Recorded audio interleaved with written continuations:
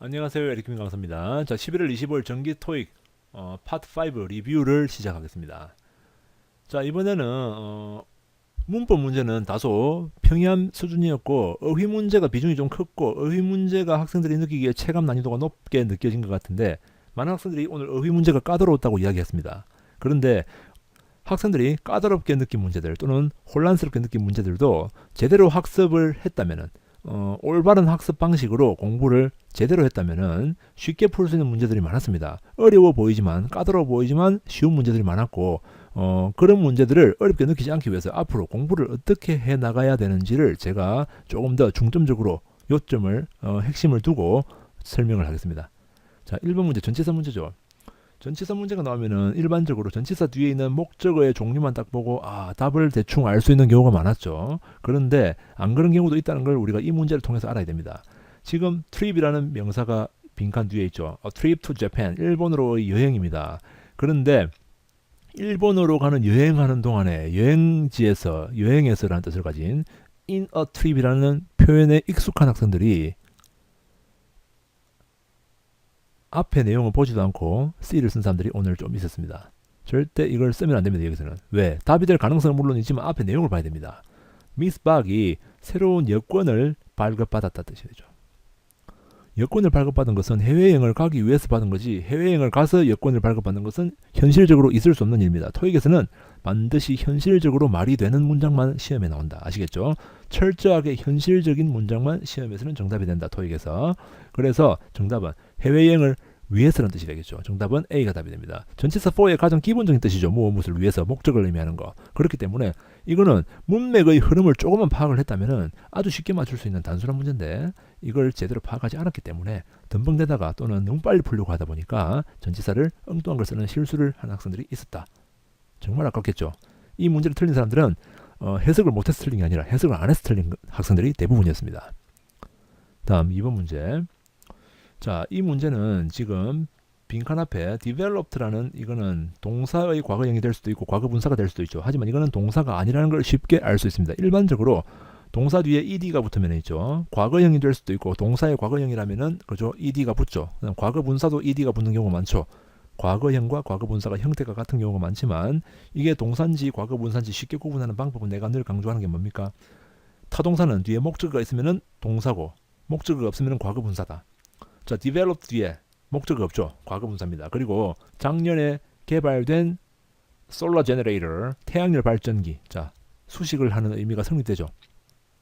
그래서 이건 동사가 아니고 그 뒤에도 보니까 동사가 없다. 보기 4개는 과거분사가 아니라 전부 다 동사의 자리에 들어가는 거니까 능동의 의미입니다. prohibit 하면 무엇을 못하게 하다, 금지하다. guard 하면 무엇을 보호하다, 지키다. save 무엇을 보존하다, 절약하다. improve 무엇을 향상시키다, 개선하다. 자, 동사의 의미를 보면은 대충 문맥을 살펴보면 있죠. 이게 하나씩 집어넣어서 해석을 해야 될 것 같다 생각이 드는 사람들도 있고 다 집어넣어도 뭐가 답인지 선뜻 판단이 안 서는 경우가 오늘 있었나 봅니다. 이 문제는 있죠. 보기에는 해석에서 푸는 문제 같지만 어휘 문제 같지만 이거는 문법 문제입니다. 문법 문제라는 걸 쉽게 알 수 있는 핵심이 어디냐? 빈칸 뒤에 명사가 지금 하나만 있는 게 아니라 명사가 여기 하나 있고 명사 1 여기 명사 2가 또 있죠. people이라는 명사가 있는데 money라는 명사가 또 나왔습니다. 그러면 이거는 두 개 중에 하나죠. 간접 목적어와 직접 목적어. 사형식 첫 번째 사형식. 두 번째는 목적어와 목적격 보호 5형식일 가능성도 있죠. 두 개 중에 하나입니다. 절대 여기 빈칸에 들어가는 것은 3형식으로 쓰인 게 아니라 4형식이나 5형식으로 쓰일 수 있는 동사가 들어가는 거다. 아시겠죠? 그리고 만약에 money가 만약에 목적격 보호로 쓰였고 이게 5형식이라면은 그죠? 목적어의 보충 설명을 하는 게 목적격 보호인데 자, 목적격 보호 자리가 사물이 왔으면은 목적어가 사람이면은 두 개가 동격이 될 수 없죠.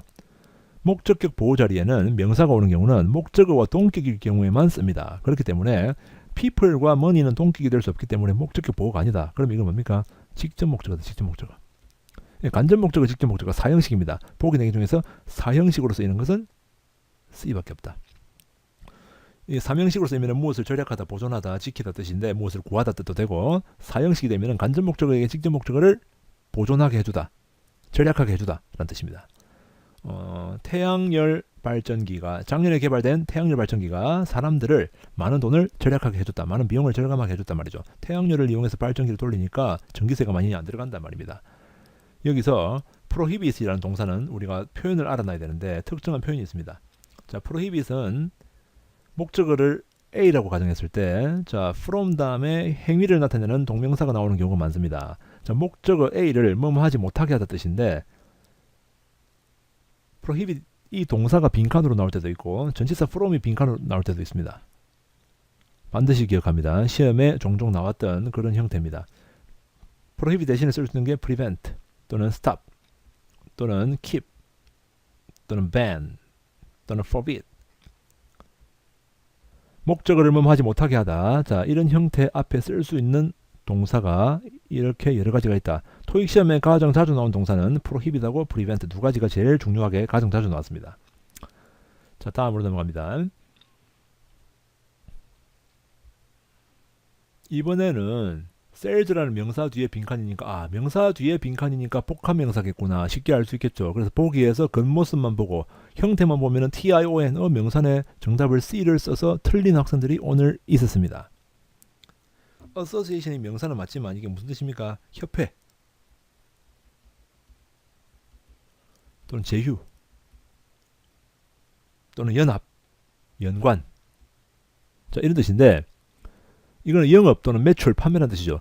영업협회, 영업제휴, 판매 연관 이런 뜻의 명사는 없습니다. 복합 명사는 있죠. 명사가 두 개나 세 개가 결합돼서 한 의미를 형성하는 걸 말하는데 복합 명사는 반드시 기억합니다. 명사가 결합된 명사 두 개가 짝이 정해져 있기 때문에 아무 명사나 갖다 붙여서 복합 명사로 만들면 안 된다는 걸 반드시 알아둡니다. 그렇기 때문에 여기서 명사는 명사가 맞는데 다른 명사를 집어넣어야 되는 문제입니다. be가 명사로도 쓰인다는 걸 우리가 알아야 됩니다. be는 동사도 되고 형용사도 되고 명사도 된다. 동사가 되면은 무엇을 연관짓다. 형용사가 되면은 제휴 관계를 맺은, 제휴한. 이게 명사가 되면은 직원 또는 동료라는 뜻이 됩니다. 그러니까 sales associate 하면은 영업 직원, 알겠죠? 영업 담당자 이런 뜻입니다. 그리고 이게 사람을 나타내는 명사라는 걸 알면서도 있죠. C를 쓴 사람이 있어요.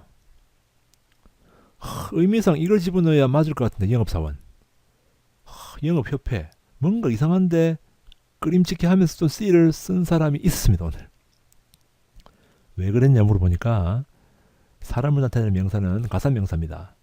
복합명사는 있죠. 뒤에 있는 명사가 단수 복수를 결정하기 때문에 만약에 가산명사 단수가 빈칸에 들어가면은 이 복합명사 전체를 단수 취급해야 되기 때문에 앞에 반드시 관사나 한정사가 있어야 되는데 없단 말이죠.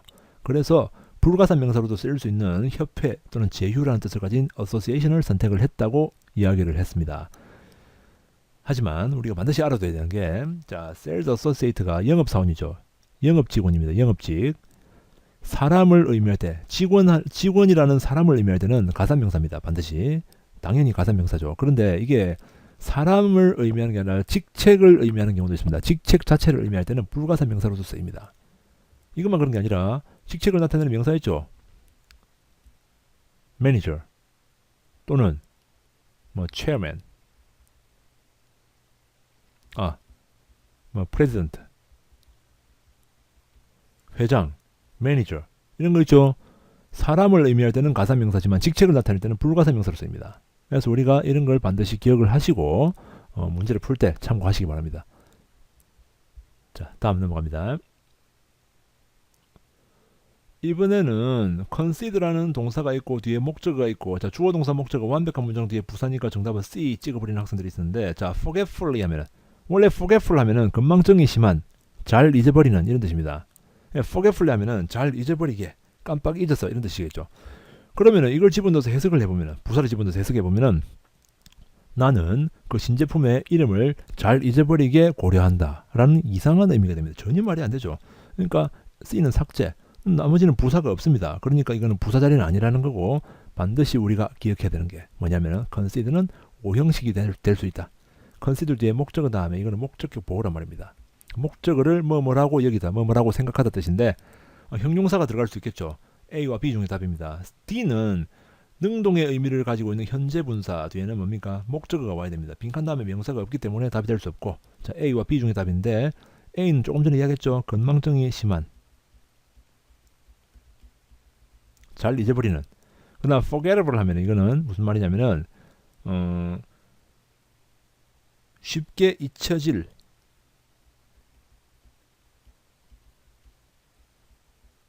뭐 별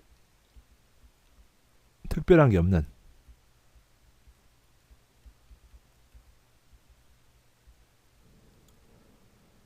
자, 목적격 보호 자리라 했는데 목적격 보호는 뭡니까? 목적어에 대한 보충 설명을 하는 겁니다. 맞죠? 근데 목적어가 the name이죠. 자, forgetful, 건망증이 있는, 잘 까먹는, 이거는 사람의 특징을 나타내죠. 사람의 특징을 나타내는데 the name은 사람이 아니죠. 그렇기 때문에 빈칸에는 뭡니까? 사람의 특징을 나타내는 건 어울리지 않기 때문에 정답은 B가 됩니다. 해석을 해보면 저는 그 신제품의 이름이 쉽게 잊혀질 거라고 생각을 합니다. 그렇기 때문에 저는 여러분들이 뭡니까? 새로운 뭔가를 떠올려 주시기를 제안합니다. 이런 뜻이죠. 그러니까 신제품이 나왔는데 신제품의 명칭을 하나 사람들이 만들었는데 그 이름이 사람들이 쉽게 기억을 못할 것 같단 말이야. 그렇기 때문에 사람들 뇌리에 콱 박힐 수 있는 인상 깊은 아주 특별하게 보이는 그런 새로운 이름을 좀 한번 제안해달라, 이런 내용입니다. 정답은 B가 됩니다. 자, 이렇게 우리가 조심해야 되는 게 뭐냐면은, 자, forgetful, forget 다음에 FUL도 형용사죠. 그죠? forgettable 하면은 ABLE도 형용사입니다. 자, 형태가 비슷한 형용사 두 개가 나왔죠. 형태가 비슷한 형용사나 부사 이런 게 두 개, 세 개 보기 한꺼번에 나오면 있죠. 스펠링하고 뜻을 잘 모르면은 주관식보다 오히려 더 어려운 문제로 느껴질 수 있습니다. 많은 학생들이 토익에는 주관식이 나오지 않는다고 단어의 스펠링을 크게 신경 안 쓰고 대충 눈으로 보고 그냥 이런 모양은 이게 이런 뜻이더라 이렇게 보고 외우는 학생들이 많은데, 요즘 토익에서는 있죠. 형용사 자리가 빈칸일 때 형태가 비슷한 형용사가 나오고 이런 경우가 종종 있기 때문에 반드시 스펠링을 함께 기억해야 됩니다. 단어를 외울 때는 자, 품사 반드시 기억해야 되고, 형용사인지 부사인지 동사인지, 그리고 정확한 의미 알겠죠? 정확한 뜻을 반드시 기억하고, 그리고 정확한 스펠링을 기억해야 되고, 그리고 정확한 발음, LC 할 때 발음을 잘 모르면은 아는 단어도 무슨 뜻인지 못 알아듣습니다. 정확한 발음을 또 알아야 되겠죠. 그래서 우리가 단어 외울 때 그 분야, 그 부분들을 신경 써서 반드시 외우시기 바랍니다. 다음 5번 문제 봅니다. 자, 전치사 문제가 또 나왔네요. 빈칸 뒤에 the meeting last Monday 돼 있죠. 그 회의라는 명사가 나왔습니다. 자, 지금 회의라는 명사가 나왔는데 앞에 for가 들어가면은 for가 숫자 기간 앞에 쓰는 거죠. 그래서 회의하는 동안이라고 쓰려면은 for가 들어가면 안 되고 during이 들어가야 됩니다. 맞죠? for 다음에는 기간을 나타내는 for는 뒤에 숫자 기간이 나옵니다. for 2 hours. 그런데 for가 무엇을 위해서는 뜻도 되기 때문에 쓸 가능성이 있겠죠. 회의를 위해서 많은 논쟁이 있었다. 복장 규정에 대해서. 이상하죠? 회의를 위해서 복장 규정에 대해서 논쟁이 있었다. 이런 말보다는 회의하는 동안에 논쟁이 있었다. 이런 말이 어울리겠죠. 그래서 B가 정답이라는 걸 쉽게 알 수 있고, 그런데 C와 D를 고민하는 학생들이 좀 있었습니다. 자, as가 원래는 전치사가 되면 있죠. 뭐로서란 뜻으로서 증거를 의미할 때, 또는 직책을 의미하는 명사, 또는 자격을 나타내는 명사, 이런 게 나옵니다. 뭐로서 아시겠죠?